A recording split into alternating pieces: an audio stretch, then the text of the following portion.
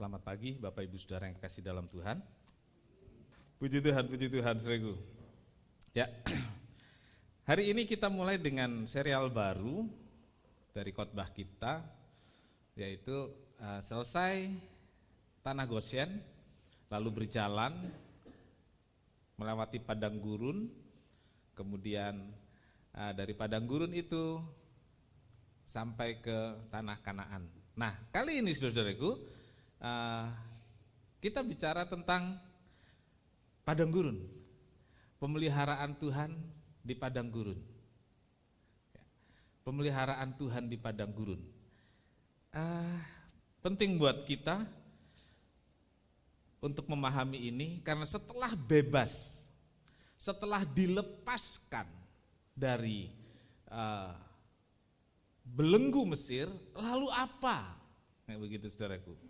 Langsung senangkah, langsung menikmati berkatlah, atau bagaimana? Kita akan lihat itu semua dalam beberapa minggu ini. Baik saudaraku, kita akan membaca bersama dalam Yesaya 43 ayat 19 sampai 21. Kita sama-sama berdiri. Yesaya 43 ayat 19 sampai 21. Kita akan baca, saya akan bacakan dari ayat 19 sampai 21. Baik, kita ucapkan bersama-sama. Dari alamatnya mulai. Yesaya 43 ayat 19 sampai 21. Lihat, aku hendak membuat sesuatu yang baru, yang sekarang sudah tumbuh. Belumkah kamu mengetahuinya? Ya, aku hendak membuat jalan di padang gurun dan sungai-sungai di padang belantara. Binatang hutan akan memuliakan aku, serigala dan burung unta, sebab aku telah membuat air memancar di padang gurun dan sungai-sungai di padang belantara untuk memberi minum umat pilihanku. Umat yang telah kubentuk bagiku akan memberitakan kemasyhuranku. Amin. Silakan duduk. Berbahagialah setiap orang yang telah membaca, mendengar dan melakukan firman Tuhan. Tuhan Yesus memberkati. Umat yang telah kubentuk bagiku akan memberitakan kemasyhuranku. Tuhan ingin orang Israel dan kita semua ada di poin ini, saudaraku. Umat yang telah kubentuk bagiku akan memberitakan kemasyhuranku. Bukan hanya dengan kata-kata, tapi dengan hidup kita. Kita masing-masing bisa memberitakan kemasyhuran Tuhan dengan keadaan kita.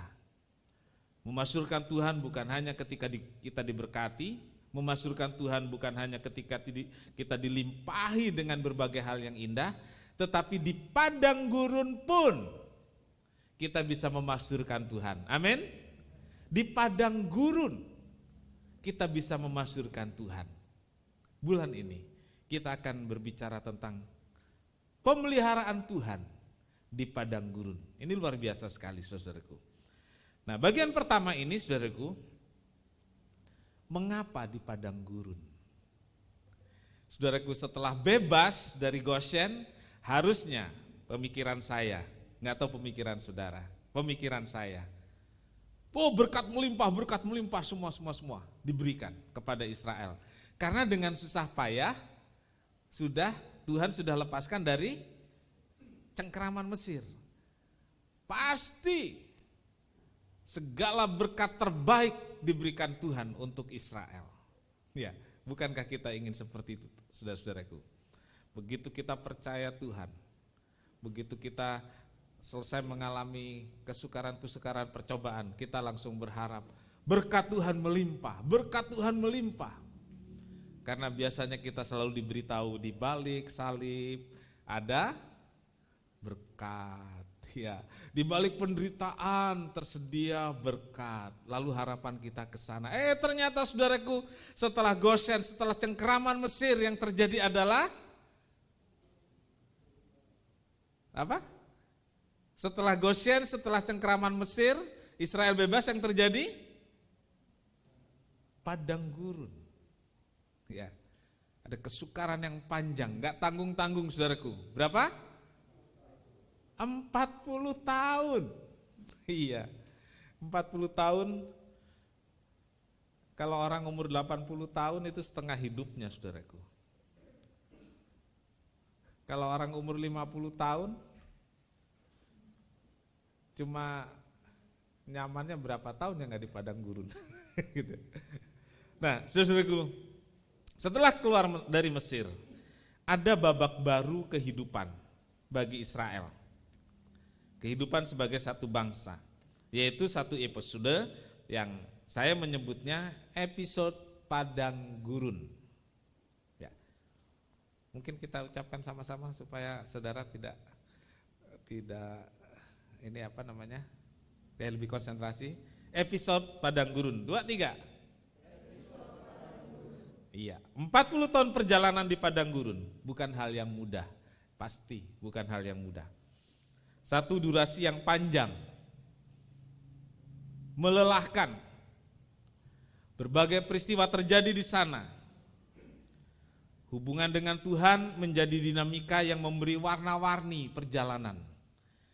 Dan di sana ada banyak serba-serbi kehidupan Israel sebagai satu bangsa. Ada warna-warninya, ada serba-serbinya. Itulah dinamika yang terjadi. Dan Israel mengalami itu semua. Saudaraku, pertanyaannya adalah, mengapa harus di padang gurun? Pertanyaannya adalah, mengapa harus 40 tahun? Ini saudaraku. Kenapa harus padang gurun? Kenapa harus 40 tahun? Saya berpikir, emang Tuhan gak punya cara lain? Tuhan itu iseng, gitu ya kadang-kadang. Tuhan suka bercanda, ya. Tapi bercandanya kelamaan, 40 tahun. Ya. Bercandanya padang gurun, saudaraku. Ya. Saudaraku, 40 tahun dan padang gurun bukan hal yang mudah. Emang gak punya cara lain Tuhan? Gak ada cara lain yang Tuhan punya, saudaraku. Dan banyak pertanyaan lain yang mungkin kita gak menemukan jawabnya. Tapi marilah kita pahami bahwa inilah jalan Tuhan, inilah cara Tuhan untuk Israel. Dan bisa jadi kita mengalami hal yang sama, dan itulah cara Tuhan, itulah jalan Tuhan yang harus kita lalui. Kondisi padang gurun, saudaraku, ini bagian pertama yang akan kita lihat, kondisi padang gurun. Saudara, di Palestina, padang gurun itu bukan padang pasir. Kalau di Afrika ada padang pasir yang sangat luas, Sahara, ya. Di sana padang pasir yang begitu luas. Dan orang bisa tersesat bukan berhari ya, berminggu. Ada yang tersesat di sana berbulan-bulan. Bahkan kendaraan yang balap mobil saja, petualangan truk di sana bisa hilang di padang gurun pasir itu. Nah, di Palestina, padang gurun itu, Palestina maksudnya di daerah Israel ya, yang sekarang. Padang gurun itu adalah tanah datar, lalu tanah berbukit-bukit, lalu jarang tumbuhan di sana, tandus, dan hanya ada sedikit sumber air. Hanya ada sedikit sumber air. Untuk mengetahui sumber air itu dari jauh kita bisa lihat, di mana ada pohon korma, ya pasti dekat situ ada sumber air. Tapi jauh, saudaraku, jauh. Kita bisa lihat, jauh di sana. Lalu ketika kelihatan di sana pasti ada sumber air. Kenapa? Karena ada pohon kurma. Ulangan 1 ayat 19. Kita akan baca Ulangan 1 ayat 19. Nah, ya, di gambar kita lihat yang namanya padang gurun itu seperti itu. Kemudian kita berangkat dari Horeb dan berjalan melalui segenap padang gurun yang besar dan dahsyat yang telah kamu lihat itu ke arah pegunungan orang Amori. seperti yang diperintahkan kepada kita oleh Tuhan Allah kita, lalu kita sampai ke Kades Barnea. Amin. Padang gurun adalah satu wilayah yang luas, tak berpenghuni. Ya, tadi kita lihat gambarnya kosong begitu ya, tak berpenghuni. Lalu ada banyak binatang liar di sana. Dan ini saudaraku, tempat bersembunyinya para pelarian. Ya, pelarian itu bisa penjahat, pelarian itu bisa pemberontak pemerintahan. Ya, mereka bersembunyi di sana, di padang gurun. Karena mungkin orang juga males ngejarnya ke sana. Kalau dia udah di sana, ya udahlah biarin di sana saja. Gitu. Karena nggak ada apa-apa di sana. Itu padang gurun. Padang gurun juga ada hal yang bisa terjadi sewaktu-waktu di padang gurun itu. Misalnya angin badai, awan debu. Ya. Lalu ada yang namanya fata morgana. Saudara pernah lihat fata morgana? Kalau kalimat atau kata-katanya pernah, saya pikir, tapi melihat fata morgana, pernah enggak? Jadi waktu kecil saya bingung, saudaraku. Saya jauh dan perjalanan yang datar begitu. Lalu saya lihat di sana kok basah, begitu. Saya lihat di sana basah, ada air. Saya sampai ke sana enggak ada, saudaraku. Ya enggak ada. Itu fata morgana namanya. Jadi dari cahaya atau bagaimana begitu terus ada seperti. Nah itu terjadi di sana di padang gurun. Sepertinya ada air, gitu. Tapi sampai di sana tidak ada. Kalau anak muda sekarang bilang itu PHP ya. Atau halu. Ya halu, ya, ditulis itu halu. Itu fata morgana. Sepertinya ada tapi waktu kita sampai di sana nggak ada. Itu di padang gurun sering terjadi. Kenapa banyak orang tersesat di padang gurun? Karena itu, saudaraku. Dia pikir di sana ada air. Dia pergi ke sana. Taunya nggak nyampe-nyampe, saudaraku. Dia bergeser terus. Atau tahu-tahu di sana nggak ada. Ditandai dengan ada pohon itu, dia ada air di sana. Tapi ternyata tidak ada. Saudaraku, Allah membawa Israel ke tempat semacam ini. Allah memimpin Israel ke tempat semacam ini, saudaraku. Ulangan 8 ayat 2. Ulangan 8 ayat 2. Ingatlah kepada seluruh perjalanan yang kau lakukan atas kehendak Tuhan Allahmu di padang gurun selama 40 tahun ini dengan maksud merendahkan hatimu dan mencobai engkau untuk mengetahui apa yang ada di dalam hatimu, yakni apakah engkau berpegang pada perintahnya atau tidak. Jadi ia merendahkan hatimu, membiarkan engkau lapar dan memberi engkau makan mana yang tidak kau kenal dan yang juga tidak dikenal oleh nenek moyangmu. Amin. Saudara-saudaraku, ya masih dilanjutkan, ada kalimat yang penting di sana, supaya engkau mengerti bahwa manusia hidup bukan dari roti saja, tetapi manusia hidup dari segala yang diucapkan Tuhan. Manusia hidup bukan dari roti saja, tetapi dari perkataan Tuhan, dari firman Tuhan. Nah, saudaraku, Tuhan membawa Israel ke padang gurun. Tempat yang gersang, tempat yang tandus, tempat yang mengerikan. Tuhan bawa Israel ke tempat semacam itu, dan Tuhan bilang tujuannya. Cuman Tuhan tuh ingin tahu tentang kerendahan hati dan ketaatan Israel. Coba saudaraku, Tuhan tahu hati kita enggak? Tahu enggak? Tahulah. Tapi kali ini Tuhan membuat sesuatu yang real. Kalau dikasih begini coba, kalau dikasih begitu coba. Walaupun Tuhan sebenarnya tahu. Saya bilang, apakah ini bukan Tuhan sepertinya bercanda ya? Tuhan iseng. Kalau nggak dikasih padang gurun, Tuhan tahu nggak sih kira-kira Israel bakal bagaimana? Tahu, saudara-saudara. Di padang gurun inilah karakter bangsa Israel diuji. Ada berkat dan juga ada kekurangan. Ada penderitaan, tapi juga ada penyertaan Tuhan.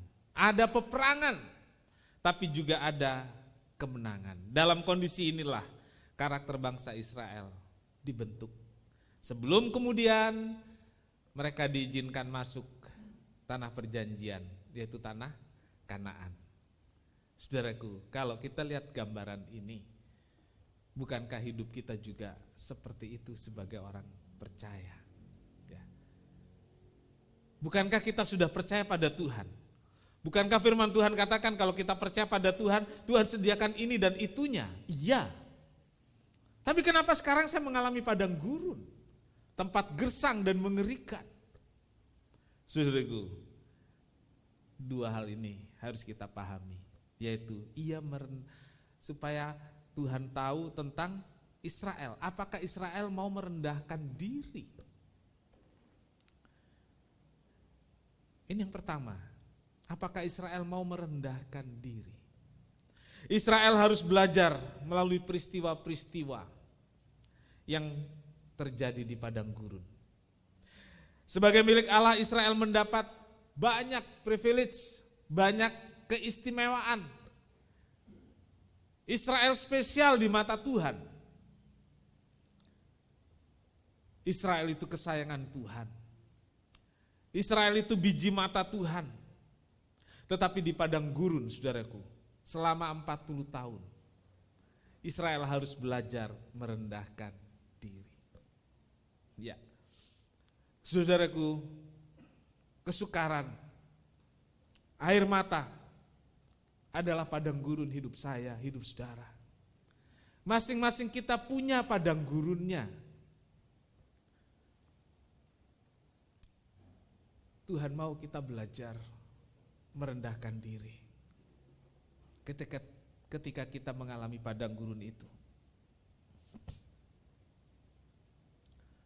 Tuhan mau kita mengubah karakter yang gak baik jadi karakter Tuhan.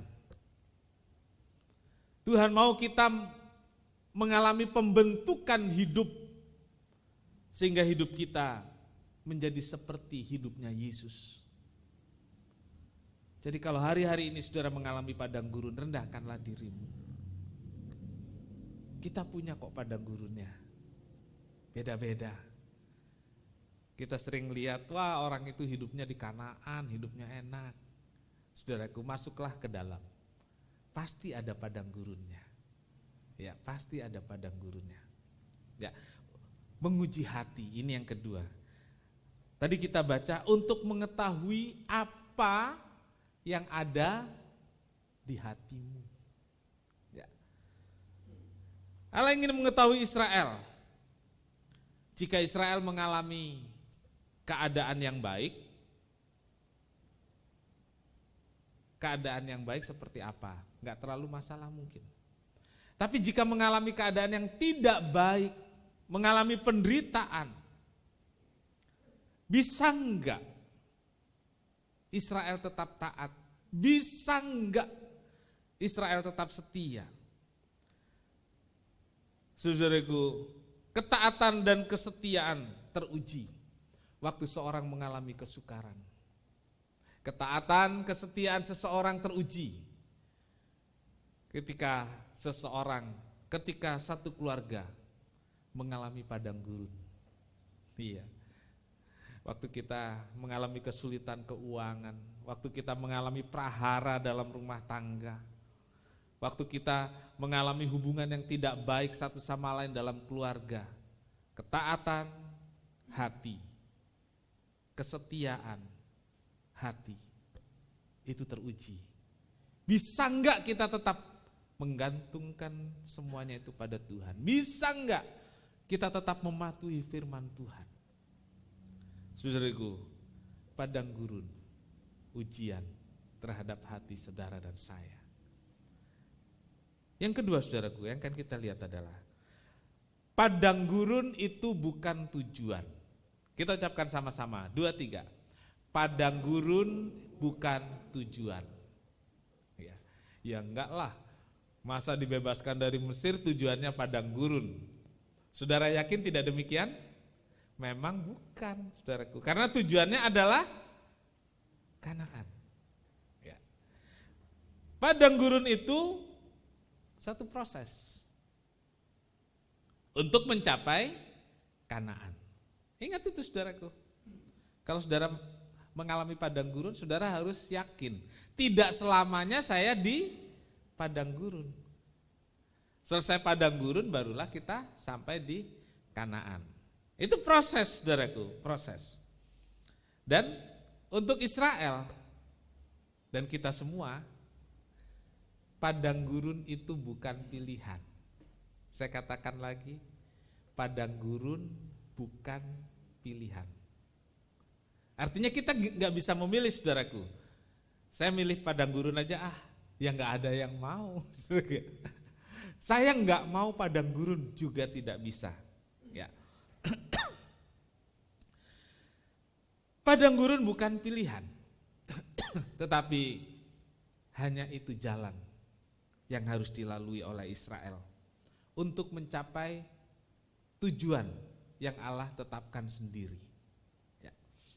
Allah membawa Israel melewati padang gurun untuk mencapai tujuannya, yaitu Kanaan. Saudara-saudaraku, Israel disiapkan, lalu Israel diantar masuk ke tanah Kanaan. Kesukaran dan penderitaan yang terjadi dalam hidup kita adalah proses. Ingat, kesukaran, penderitaan itu adalah proses. Kita bertahan di sana, kita setia di sana, kita akan lewati proses yang berat itu dan kita mencapai hasil atau tujuan yang Allah sendiri tetapkan. Allah telah menyediakan berbagai hal yang indah untuk kita. Allah telah mempersiapkan kita untuk mencapai banyak hal yang besar, yang luar biasa. Dan untuk mencapainya bisa saja melalui proses yang namanya padang gurun. Iya. Padang gurun menjadi tempat Allah membentuk saya dan membentuk saudara. Dan mempersiapkan kita semua untuk mencapai Kanaan, untuk mengalami Kanaan. Ya. Kanaan hidup kita, Kanaan keluarga kita, Kanaan pekerjaan kita. Itu dicapai melalui proses padang gurun. Terus kalau ngomong proses dan hasil, ada kalimat yang terkenal, bagaimana saudara? Coba mungkin saudara bisa, karena kalimat ini sering diucapkan. Yang suka dengar motivator tuh. Hasil, yang biasa disebut hasil tidak mengkhianati proses. Mana yang benar? Atau proses tidak mengkhianati hasil? Yang terkenal apa ucapannya? Hasil tidak mengkhianati proses. Ya? Coba yang sering disebut. Pak Sukicong tadi. Proses tidak mengkhianati hasil. Oke, proses tidak mengkhianati hasil. Kalau saya bilang hasil tidak mengkhianati proses, mana yang betul kira-kira? Kalau hasilnya bagus, si proses yang berat ini tidak dihianati, gitu. Jadi hasil dulu yang tercapai bagus, ternyata proses itu nggak pernah mengkhianati hasil. Dibalik, saudaraku, jangan proses tidak mengkhianati hasil. Ya kita langsung tertanam di kepala kita. Karena yang ngomong kan motivator, gitu ya. Jadi hasil yang baik, hasil yang besar itu ternyata melalui satu proses. Jadi si prosesnya itu. Nah, saudaraku, ya kita kembali ke firman Tuhan. Markus 1 ayat 12 sampai 13. Saya ingin bagian akhir ini kita lihat padang gurunnya Tuhan Yesus, saudaraku. Ya.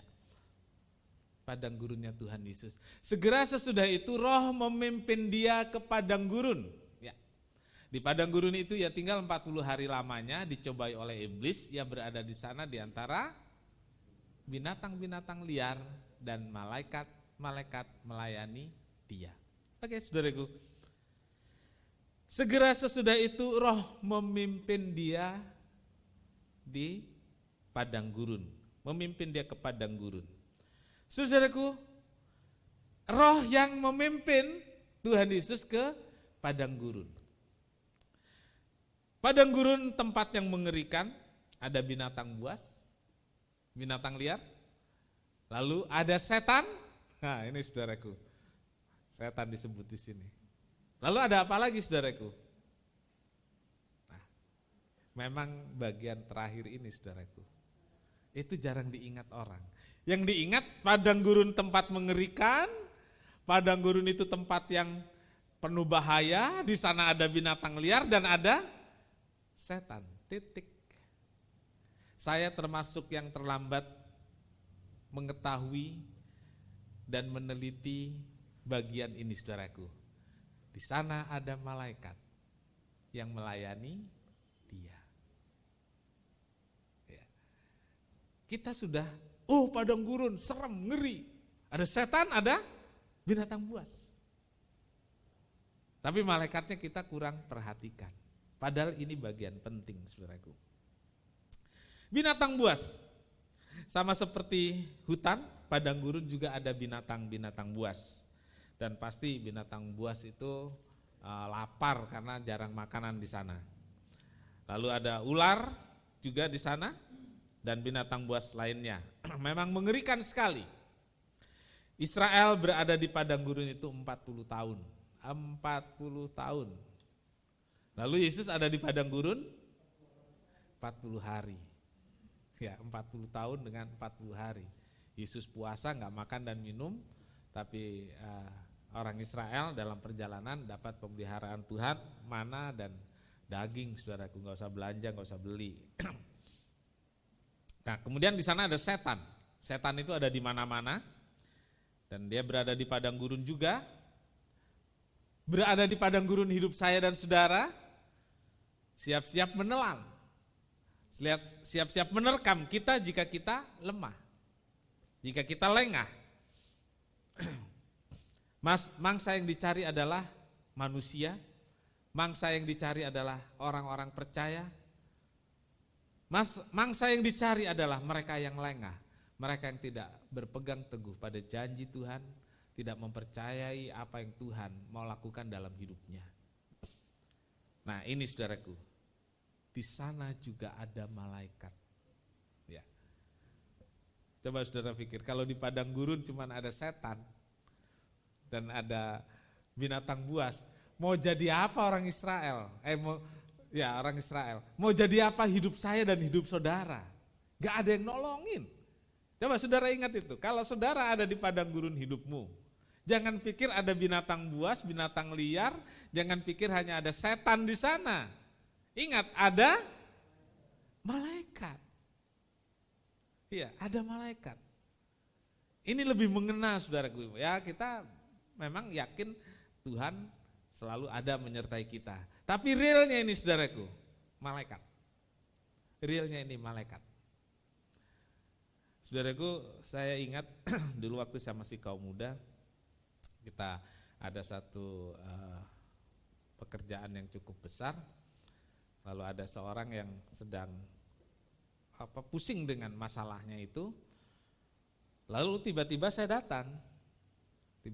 datang ke rumahnya. Lalu dia bilang, puji Tuhan, Tuhan kirim malaikat untuk bantu saya. Gitu ya. Tuhan kirim malaikat untuk bantu saya. Nah, saudaraku, kita pikir malaikat itu selalu berbentuk yang bersayap, yang datang kelihatan, wah malaikat, ya enggak juga. Ya, ada Tuhan kirim orang-orang lain, kirim kawan, kirim teman untuk jadi malaikat penolong kita. Iya. Bisa berupa malaikat sebenarnya, bisa Tuhan gerakan orang-orang tertentu untuk jadi malaikat penolong bagi kita. Saudaraku, roh yang memimpin, artinya saudaraku Tuhan Yesus ada di padang gurun ya bukan keinginan Tuhan Yesus. Tapi roh yang memimpin. Karena roh yang memimpin, kemudian Allah juga menyiapkan penolong, yaitu malaikat. Sebagai orang percaya ada saatnya kita berada di padang gurun. Sekali lagi saya katakan, memang padang gurun bukan pilihan kita. Bukan pilihan saya dan saudara. Kita berada di padang gurun, ingat ini, roh yang memimpin. Roh yang membawa. Lalu kita harus terima dan jalani. Rasa takut dan khawatir memang ada di padang gurun itu. Karena padang gurun itu mengerikan. Tapi ingatlah, saya, saudara, tidak sendirian. Ada Tuhan, amin.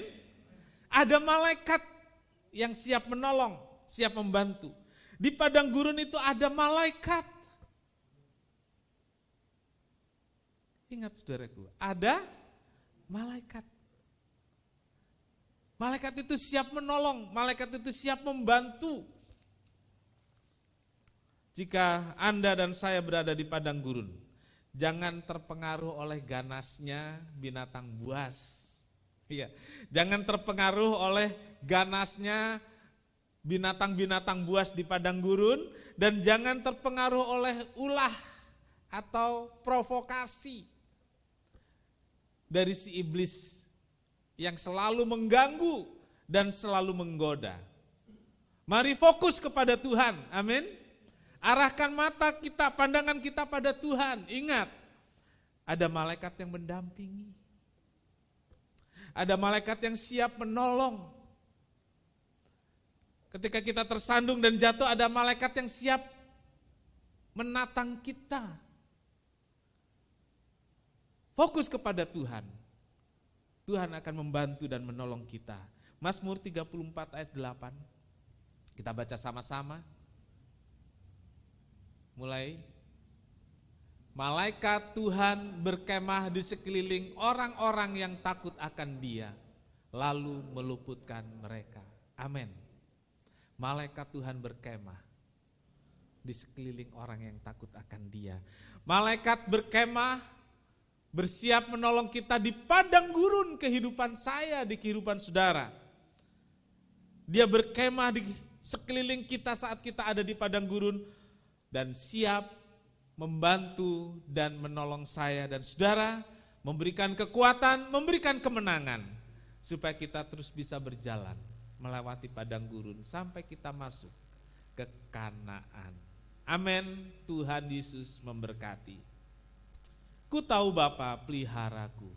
Kita nyanyikan pujian ini saudaraku. Di padang gurun, saat percobaan, saat badai, kita tahu Tuhan pelihara saya. Tuhan pelihara kita semua. Ku tahu Bapa peliharaku.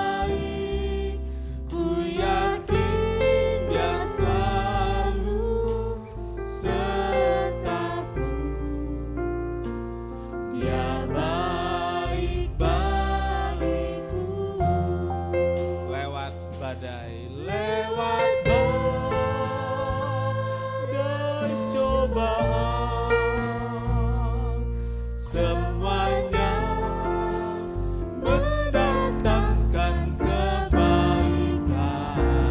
Ku tahu Bapa peliharaku, Dia baik bagiku. Lewat badai cobaan, semuanya mendatangkan kebaikan.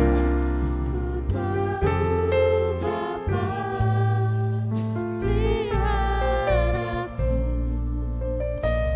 Dia baik bagiku. Kita sama-sama berdiri.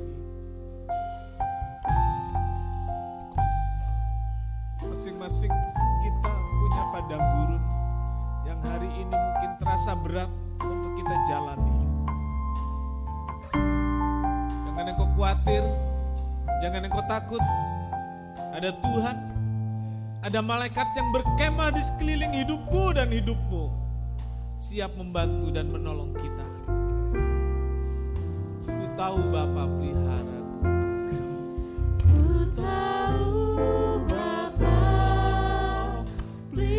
peliharaku, Dia baik, Dia baik. Ku yakin Dia selalu sertaku, Dia baik bagiku.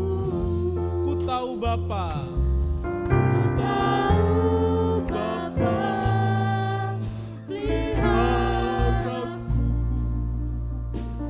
Dia baik, Dia baik. Ku yakin Dia selalu sertaku, Dia baik bagiku. lewat badai cobaan, Lewat badai cobaan, semuanya mendatangkan kebaikan. Ku tahu Bapa peliharaku, Dia baik bagiku. lewat badai cobaan, Lewat badai cobaan, semuanya mendatangkan kebaikan. Ku tahu Bapa peliharaku, Dia baik bagiku.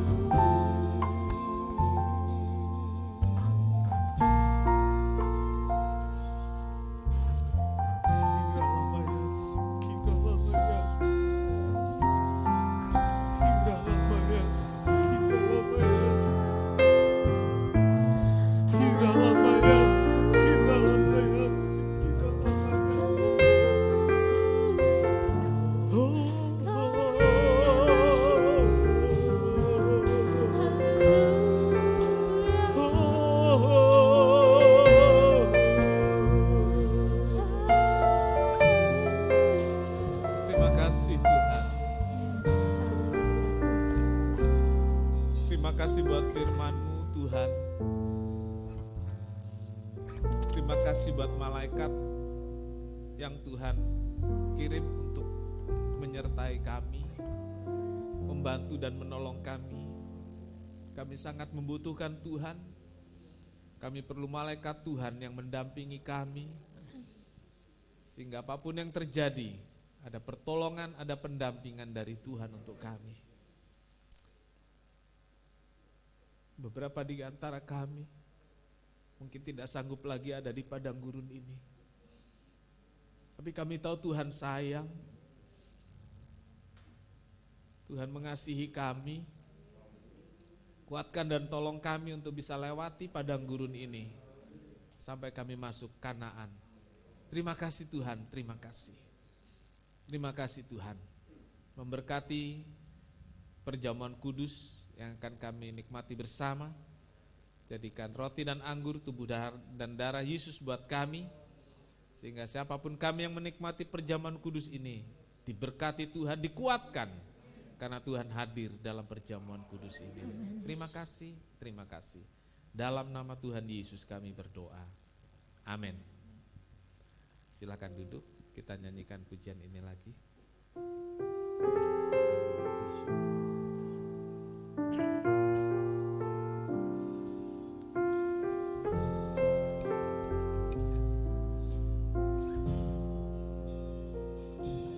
Ku tahu Bapa, dipersilakan.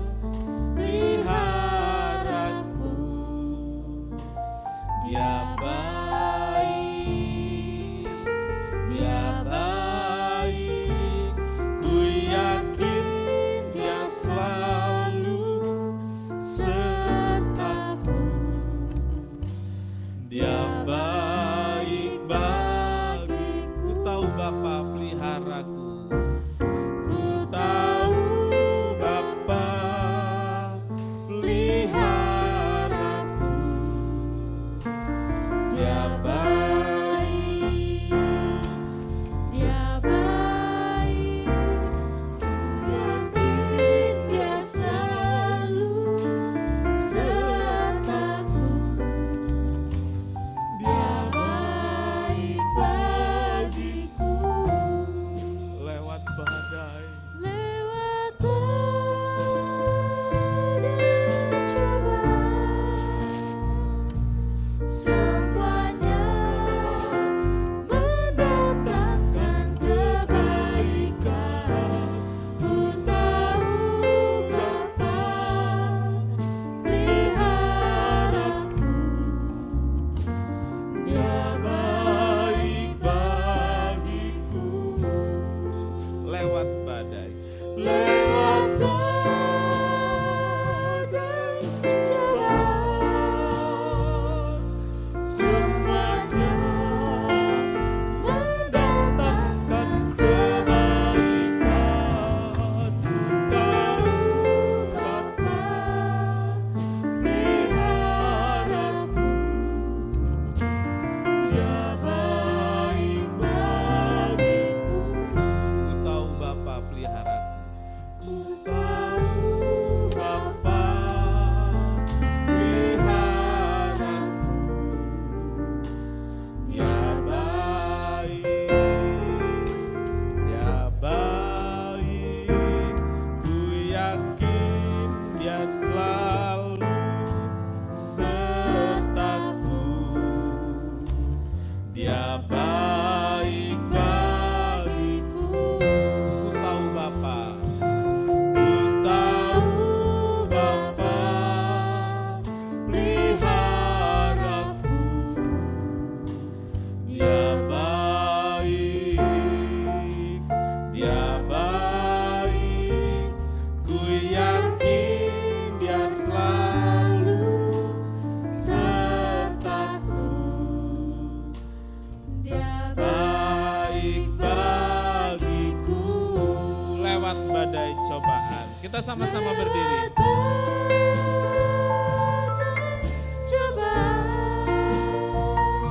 Sementara kita siapkan hosti untuk masuk dalam perjamuan kudus. Ku tahu Bapa peliharaku, Dia baik bagiku. Angkat roti dengan tangan kanan untuk memelihara hidup kita, untuk mengampuni dosa, kesalahan kita, untuk memberkati kita semua. Tuhan Yesus telah mati disalibkan dan tubuhnya dipecah-pecahkan bagi kita semua, dan kita akan masuk dalam perjamuan kudus ini. menikmati berkat Tuhan. Dengarkan firman Tuhan. Inilah tubuhku yang diserahkan bagi kamu. Perbuatlah ini menjadi peringatan akan aku. Saudara, roti yang kita angkat bersama, bukankah persekutuan dengan tubuh Kristus? Haleluya. Makan dengan percaya dalam nama Tuhan Yesus Kristus.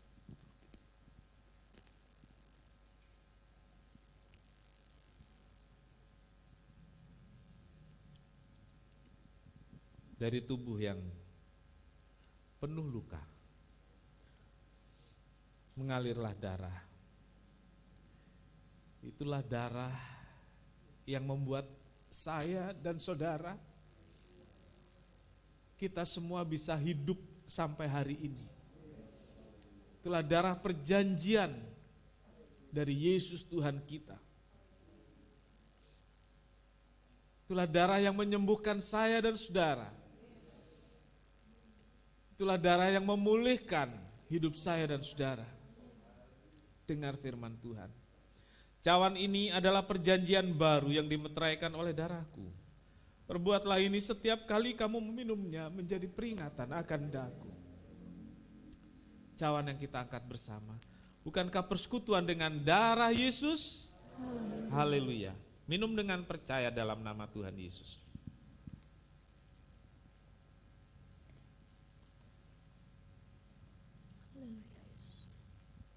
Haleluya. Terima kasih Tuhan. Semua karena anugerah-Mu. Semua karena kemurahan-Mu Yesus. Sangat besar anugerahnya. Haleluya.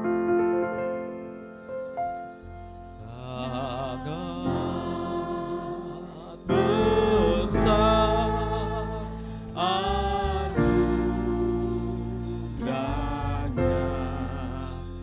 yang telah ku terima.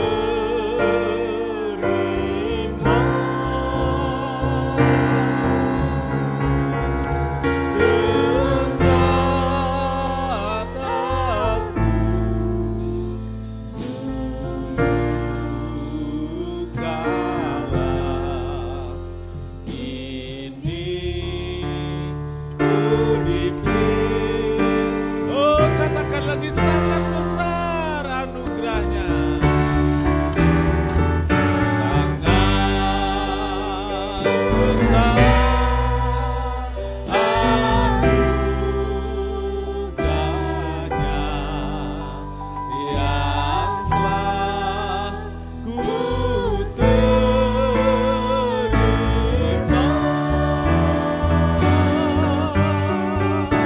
Sesaat aku kalah, ini ku dipimpinnya.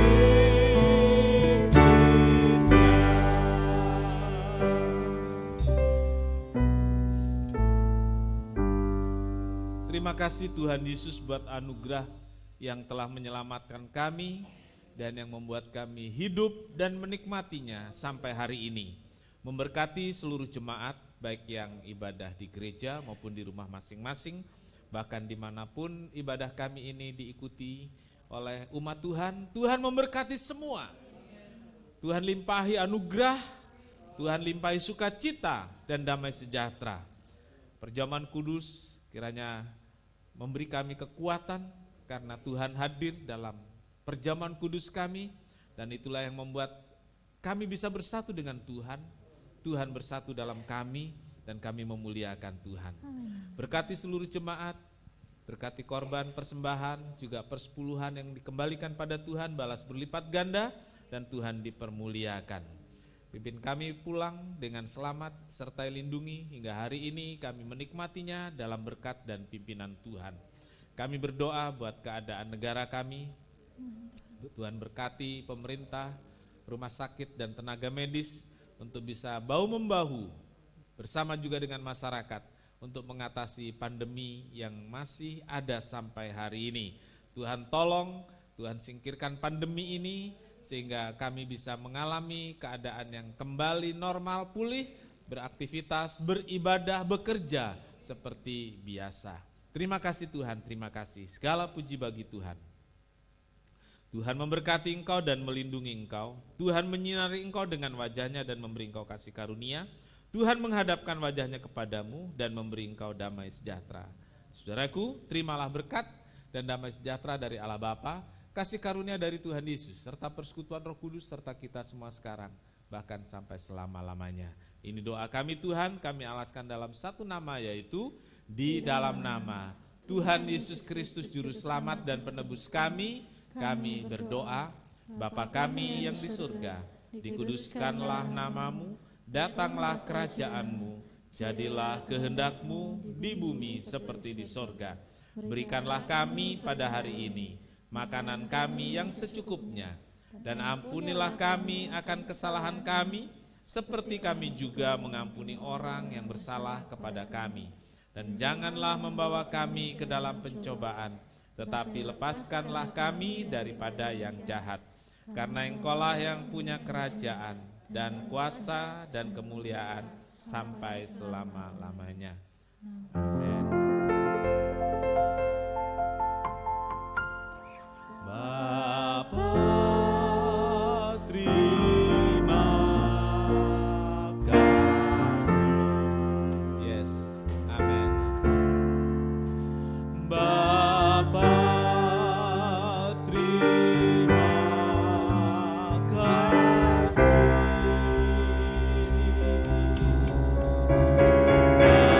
Bapa di dalam surga, ku berterima kasih.